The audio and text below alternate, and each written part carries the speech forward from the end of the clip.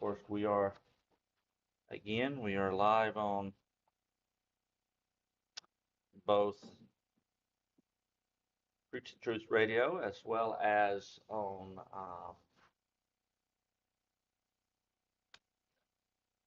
YouTube.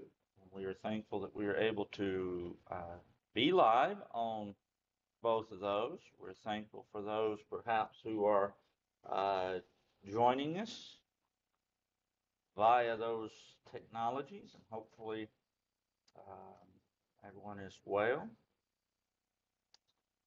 We are in Genesis chapter 6. We are beginning with the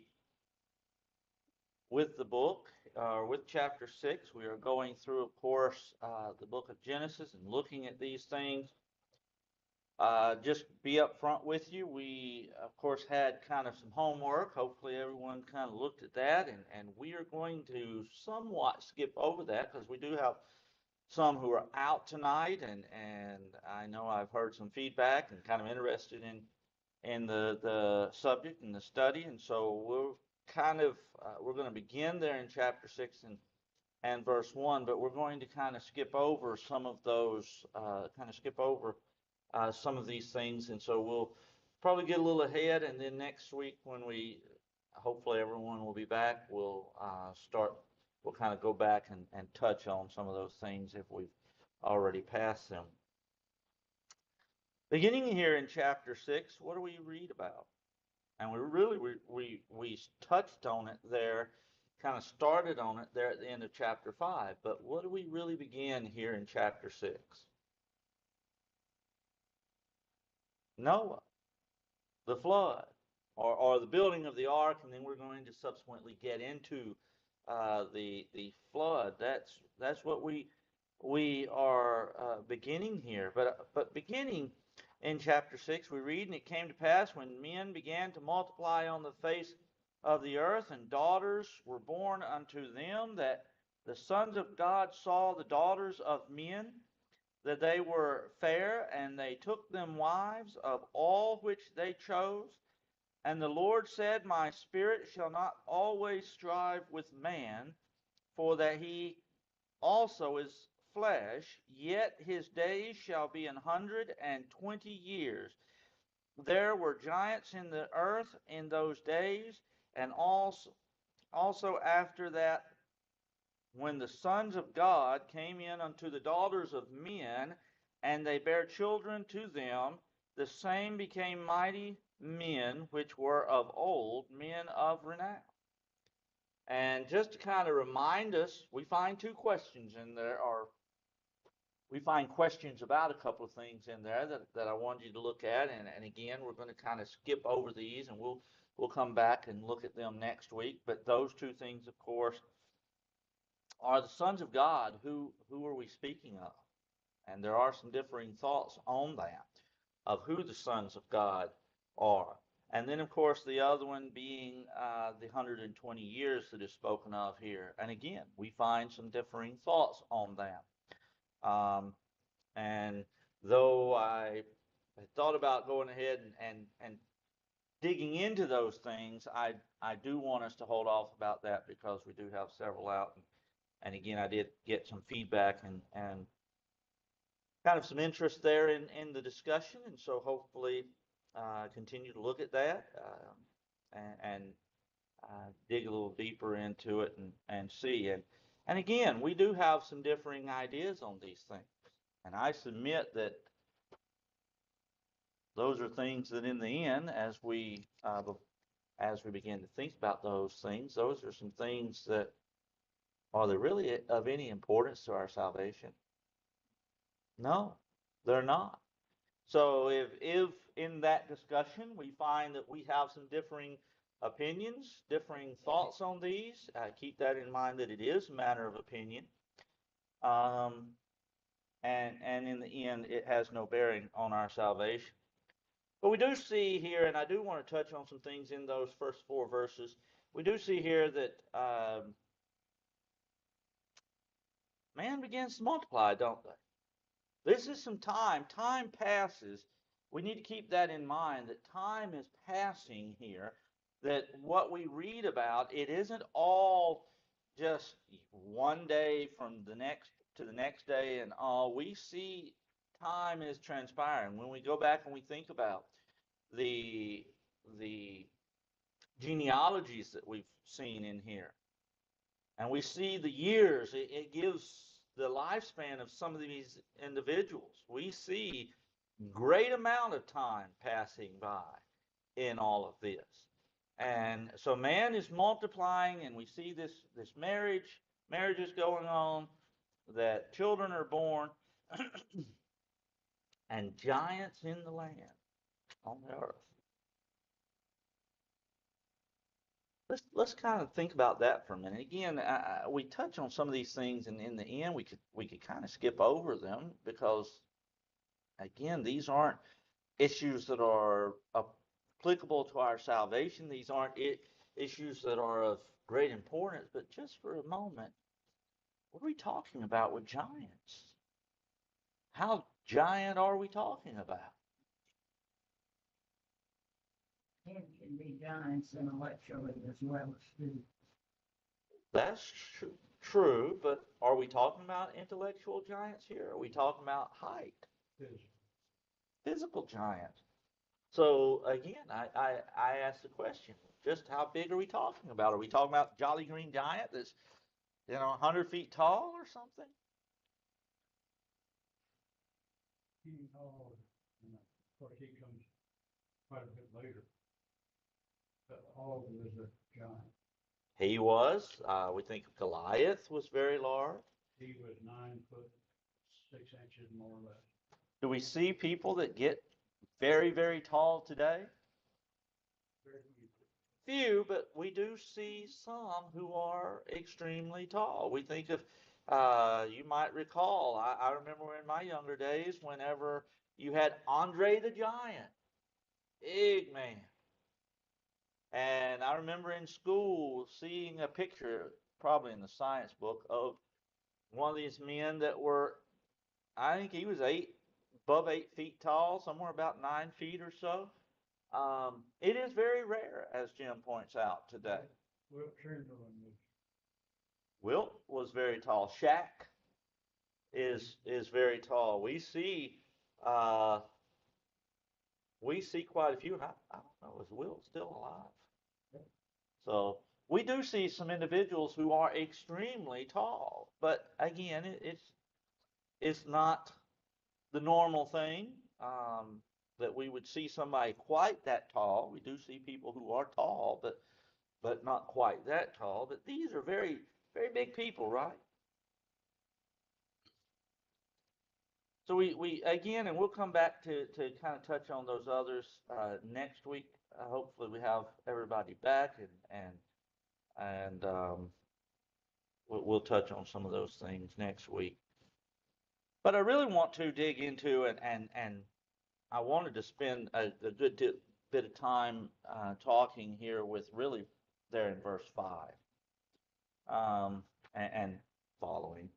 But we see verse 5, and God saw that the wickedness of man was great in the earth, and that every imagination of the thoughts of the heart thoughts of his heart was only evil continually. So he looks upon man, and what does he see? All they ever think about is evil stuff. And I can't help but think, you remember what Jesus said? Where does evil come from? From the heart of man. And Sue, you got it right. The heart of man, right? It's not what comes from outside doesn't corrupt us, Jesus says, but what comes from within, right? And so what we find here that this is what God sees. He sees their wickedness, was great, that every imagination of the thoughts of his heart, of man's heart, was only, and I find it interesting that he says, he didn't just say that every thought of his heart was evil. He said every thought of his heart was only evil. Man was thinking of evil things, and haven't we seen that up to this point? What have we seen? We've seen that Cain killed Abel. That was, of course, some time. Quite a bit of distance has passed, we understand. We see Lamech, he kills someone, has two wives. So here we see he brings in bigamy, polygamy, multiple wives. Um,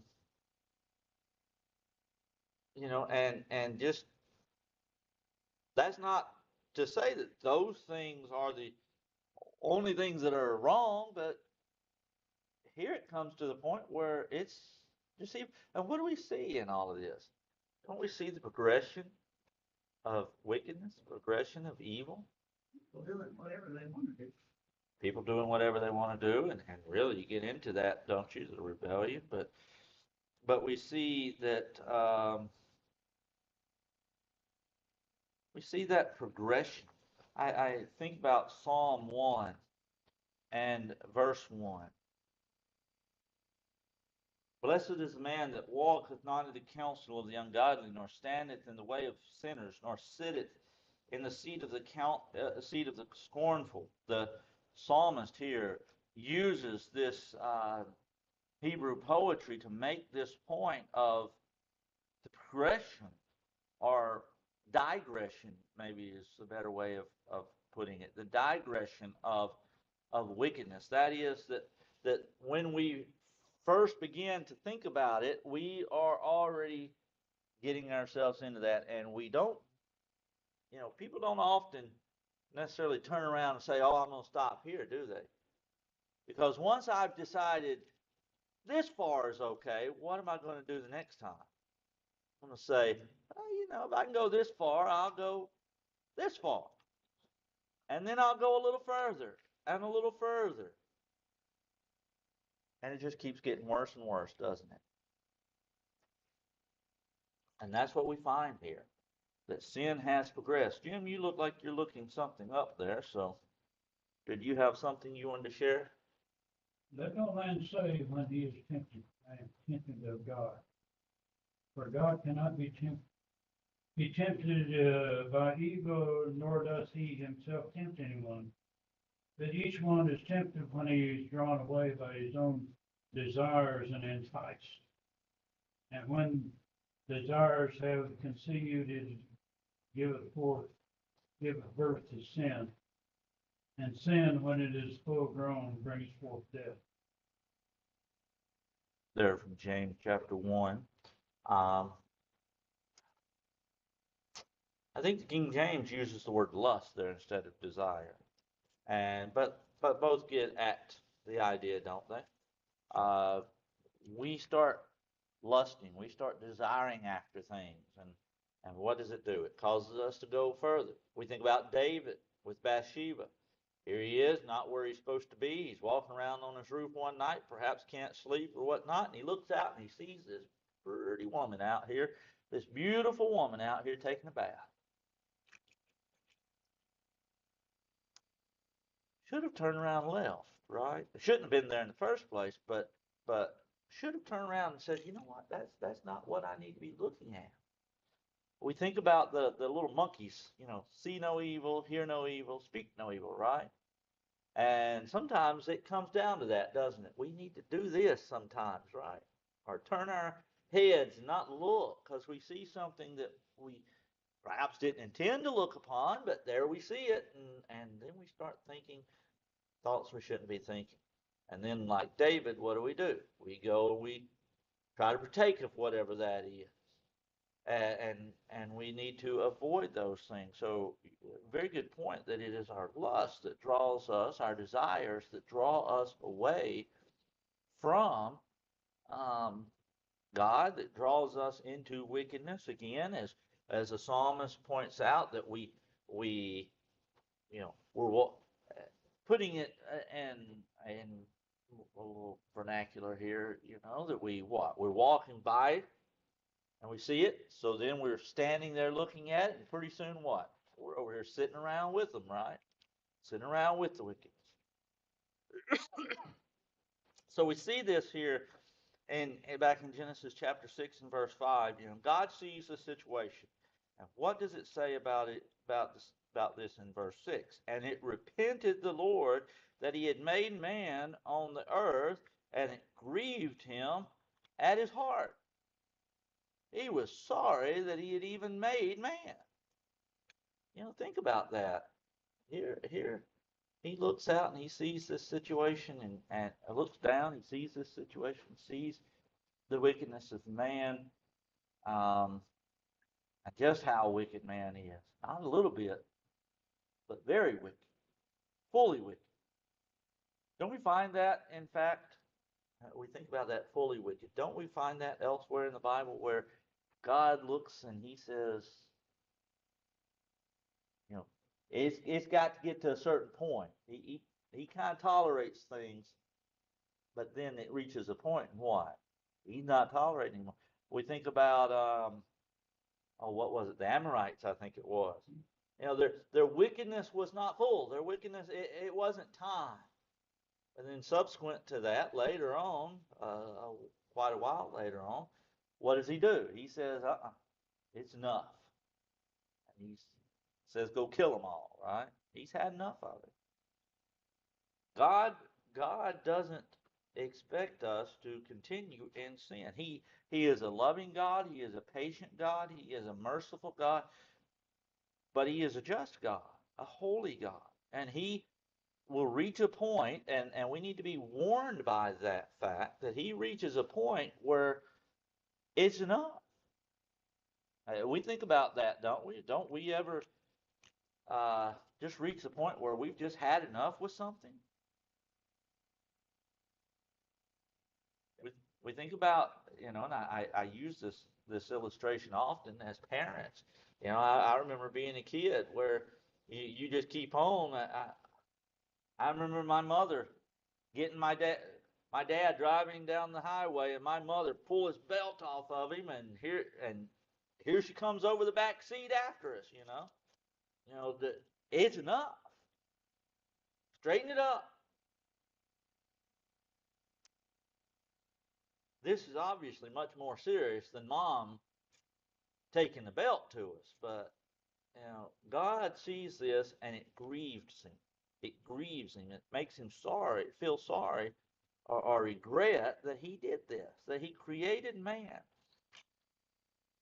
And then he says, verse 7, and the Lord said, I will destroy man whom I have created from the face of the earth, both man and beast, and the creeping thing, and the fowls of the air, for it repenteth me that I have made them.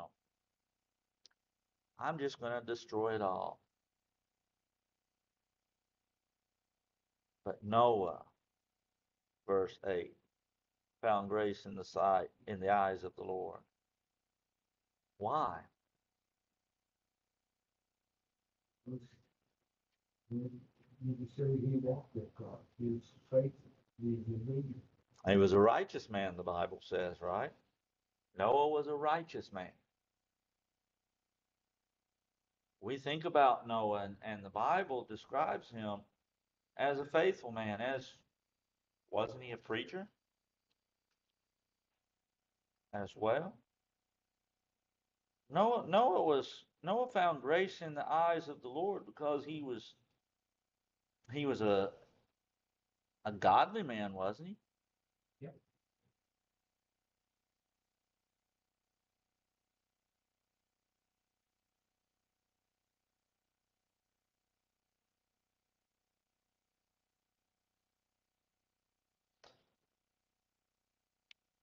Hebrews chapter 11 and verse 7. By faith Noah, being warned of God of things not seen, as yet moved with fear, prepared an ark to the saving of his house, by the which he condemned the world and became heir of the righteousness which is by faith. By faith Noah did these things. Why? Well, we'll get into that in a little bit. We'll hold off with that question. But here he finds grace because he is what? He is a righteous man. He is a faithful man. He's a man looking to God. God expects us to do that, doesn't he? To put our trust in him, to depend on him. And if we do,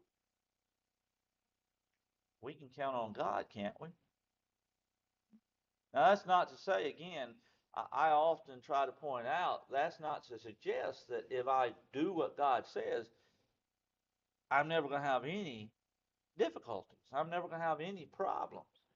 Because, in fact, we know that we live in this life and we face health issues. We grow older, our bodies wear out, we physically, mentally, emotionally, we start to wear down, don't we? So we know that's a part of life, sickness and ultimately death, all of that. But not only that, but I may be living faithfully, excuse me, I may be living faithfully, but does that mean everybody else is? And because I'm living faithfully, does that mean that someone else may choose to do something that is wrong, that is sinful, and I may not, that I don't have to worry about that? Well, now, think about this. Say Bill here, he likes to dip in the moonshine.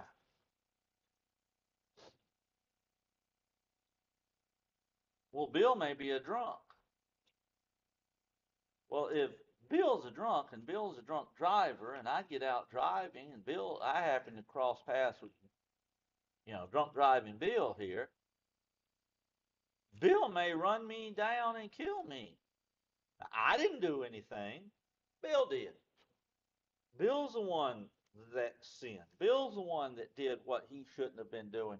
And yet I and my loved ones suffer the consequences of what Bill did, right?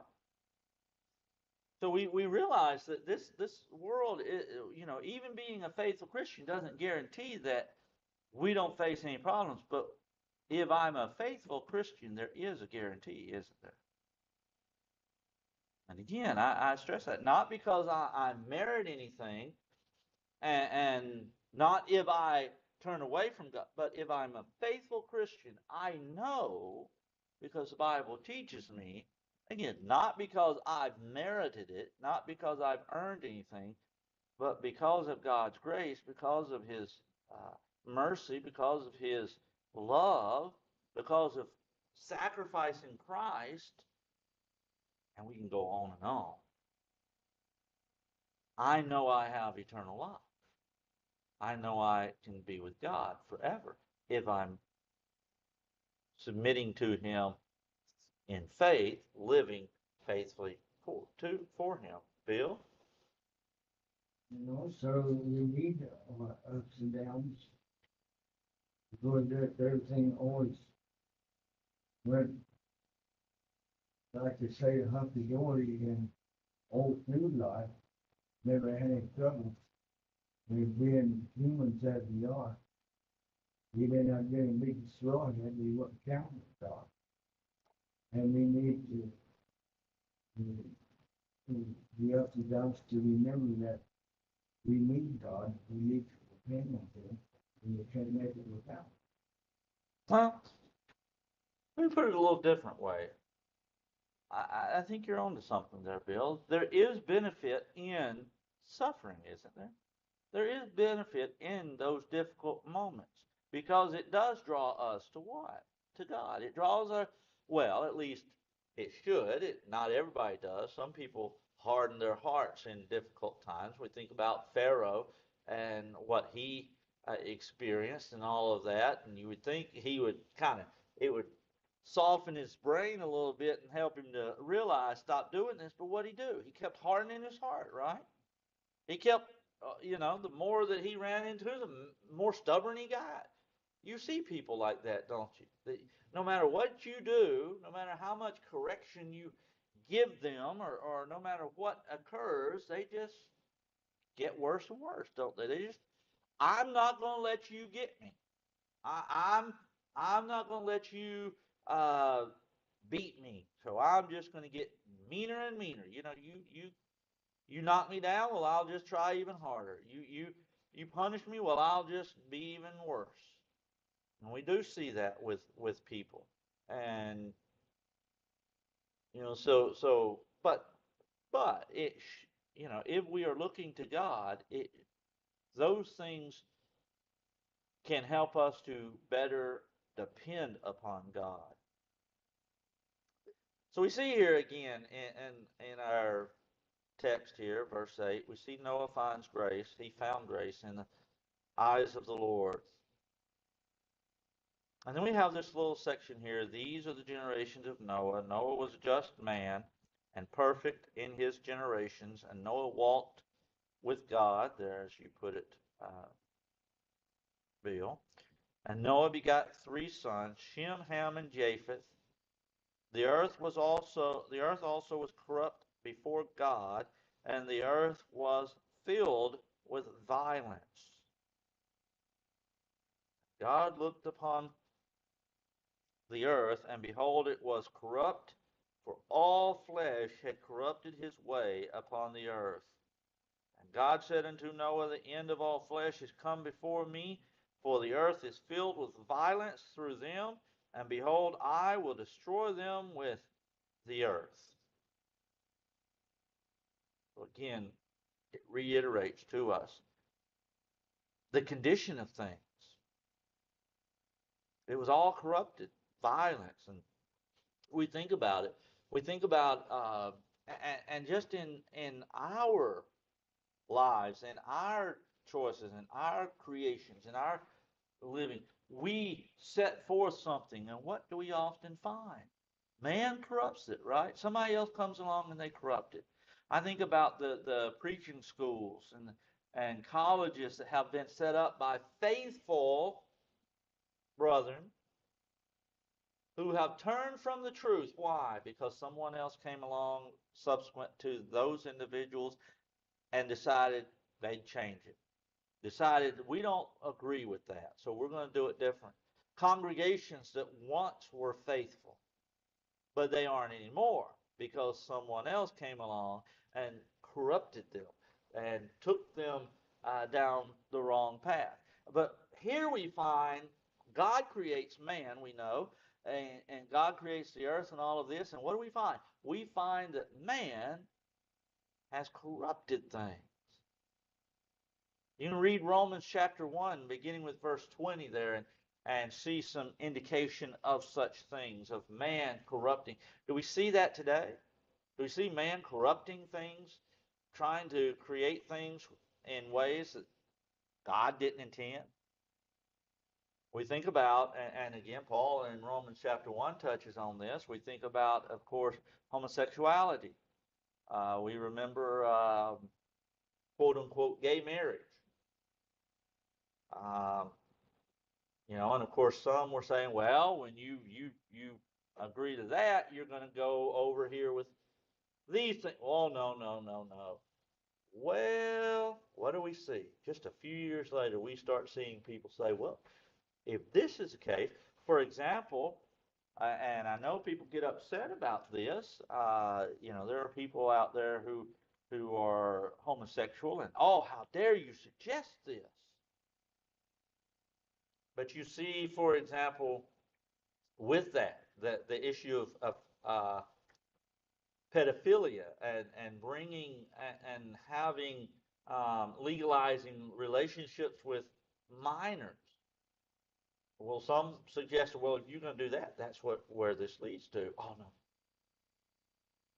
But here we are just a few years later, and they actually have a paper that came out, and I may misquote this, so forgive me if I do, but I believe it was a group with the UN or maybe the World Health Organization. Somebody, one of these groups, actually put forth this thing where it was offering justification for having sexual relations with kids. Well, here we go with that, right? And of course, you look at the whole quote unquote trans idea. And you see in schools where you see They're putting on drag shows for these kids and all kinds of such things. You know, what is all of that? It is, well, obviously we see sin, you know, but what else? We see and the same idea. We see corruption, right? We see that man is corrupting God's intent. This isn't the way it should be. And of course, lest someone say that I would ignore such an issue or that we ignore such issues, we see it in many other areas, don't we? We see it with divorce, remarriage, people divorcing and remarrying. I wouldn't get this and then forgot to turn it on. Divorce and remarriage, we see people marrying, you know, 2, 3, 4, 5, 6, 7 more marriages. You know, hey, I divorced it. I married this wife, and so I get tired of her, so I divorce her, and because she's getting a little old.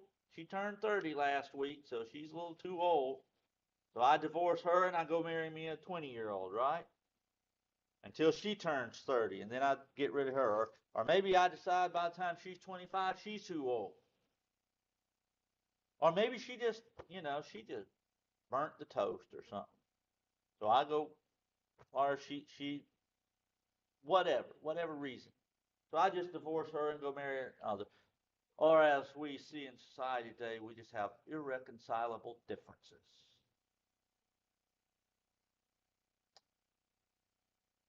We see,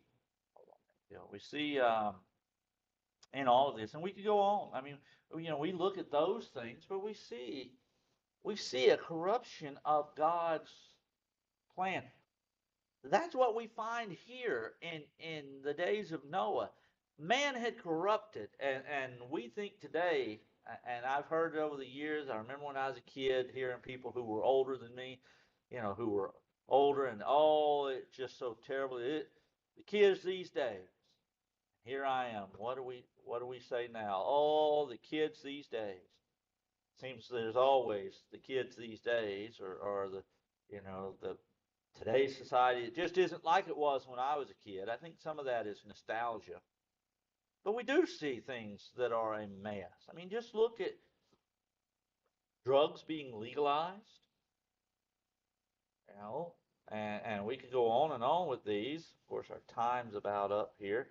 But we see that condition, and we see God says, had enough, and I'm going to destroy it all. And that brings us, and we're going to kind of stop. We're going to stop here, but that brings us to this point where he tells him, make this ark, build this ark.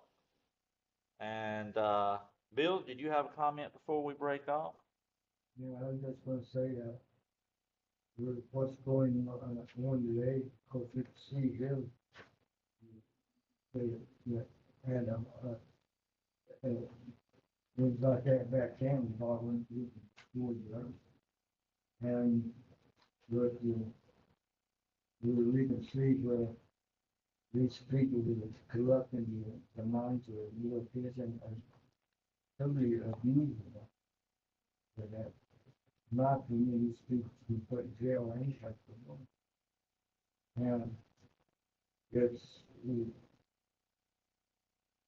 kind of reminds me that we're going the way of Sodom and Gomorrah and the surrounding cities.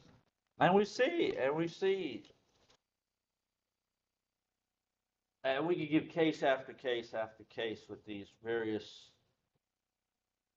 things throughout the Bible where either city, a group, we see here the earth. And I know some people try to argue, well, this was just a little regional flood. I don't think so. If it was just a regional flood, there wouldn't be any need to try to have all these animals come on this thing. Just have them go over here, right? If that's all it was, God would have said so. Again, we'll pick up there with where, we'll touch on those things. We'll kind of go back and touch on those things. The two questions, of course, talking about the sons of God and the 120 years. So be continuing to look at that, and then we're going to pick up there with God's instruction to Noah to build the ark. So again, thank you for your attention, and of course those who are listening on Preach the Truth Radio or YouTube, watching on YouTube, we're glad to have you, and I hope you'll be with us next week.